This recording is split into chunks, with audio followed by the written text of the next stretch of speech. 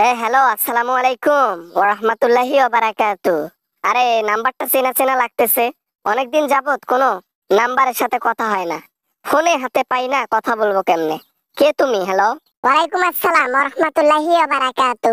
আম্মু আম্মু, ও আম্মু, আমি ওয়াজেদ পুতুল আম্মু।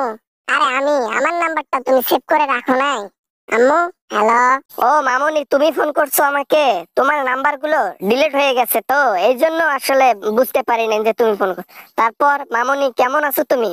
হ্যাঁ, কেমন আছো তুমি? তোমার দিনকাল ভালো যাচ্ছে? মায়ের খবরই নাও না।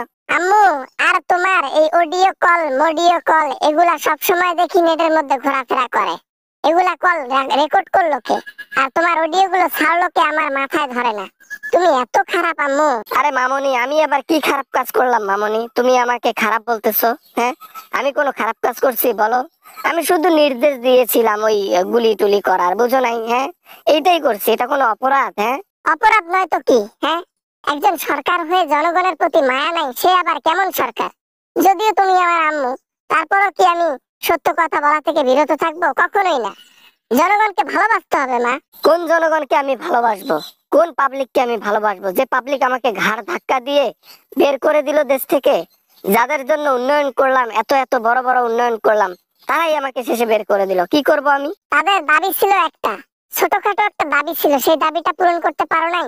মুক্তিযোদ্ধার পোলাপানদের তুমি পিছন ভরাইছো সারাটা জীবন। কেন? তাদের হক নেই? যারা কষ্ট করে পড়াশোনা করছে চাকরি করার জন্য। এই এই এই ওয়াজেদ, পুতুল, তুমি কেন জানি পাবলিকের হয়ে কথা বলতেছো? এই তুমি কি আমার মেয়ে নাকি অন্য কেউ ফোন করছো বলো তো? হ্যাঁ, হ্যালো, হ্যালো পুতুল, হ্যালো, হ্যালো। ছি, এখন আমাকেও সন্দেহ করা শুরু করছো? তোমার মতো মায়ের গর্ভে কেন যে আমি চলে গেছি, এর চাইতে ভালো একটা ফকিন্নির ঘরে আমি জন্ম নিতাম, ওটাই ভালো ছিল। তুমি যে এত খারাপ না কখনো ভাবি নাই। দেখ, এত কিছু আর কথা ভাল লাগে না, ঠিক আছে? আমার যা ভাল লাগছে আমি তাই করছি। আমার টাকা পয়সার গরম ছিল, ক্ষমতার গরম ছিল, ক্ষমতার গরম দেখাইছি, টাকার গরম দেখাইছি, যা মনে আসছে তাই করছি। যা মনে আসছে তাই করছো। এই জন্য তো তোমার হাতে হারিকেন আর পিছনে বাস দিয়ে ইন্ডিয়াতে পাঠাই দিছে জনগণ। তোমার কপালটা ভালো, তোমাকে 3.5 হাত মাটির নিচে পাঠাই দেয় নাই জনগণ। নইলে বুঝতা ঠেলা কারে কয়। হয়েছে হয়েছে, আমার মেয়ে এখন যে কত ভালো হয়ে গেল। এই অসৎ পথের টাকা দিয়ে তোদেরকে মানুষ করছি। এই অসৎ পথের টাকা এখনো তোদেরকে হাজার হাজার কোটি টাকা পাঠাই। এই অসৎ পথের টাকা দিয়ে আজ পর্যন্ত চলতেছিস, আর আমাকে বড় বড় কথা বলিস? হয়েছে হয়েছে, তোমার সাথে আর কথা আমি পারবো না, বুঝছো? তোমার দোষ ধরাও তো মুশকিল। তোমার দোষ ধরলে তুমি তোমার মেয়েকেও ছাড় দিবা না, সেটা আমার ভালো করে জানা আছে। স্বার্থপর মানুষ কোথাকার। একদিন তোমার বিচার হবে। বাহ বাহ, এতদিন জনগণের মুখে এই কথাগুলো শুনতাম, এখন আমার নিজের মেয়ের মুখে এই কথাগুলো শুনতেছি। আমার যে কি ভালো লাগতেছে, আহা হা হা হা হা। সুখ আর সুখ, এ দুঃখ আমি কই রাখি?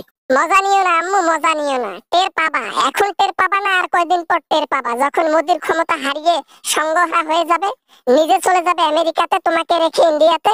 ইন্ডিয়ার মানুষ তোমাকে হাতে হারিকেন পিছনে বাস দিয়ে দেশে আসসালামু আলাইকুম। আশা করি ভিডিওটা অনেক ভালো লেগেছে অ্যান্ড অনেক এনজয় করেছেন।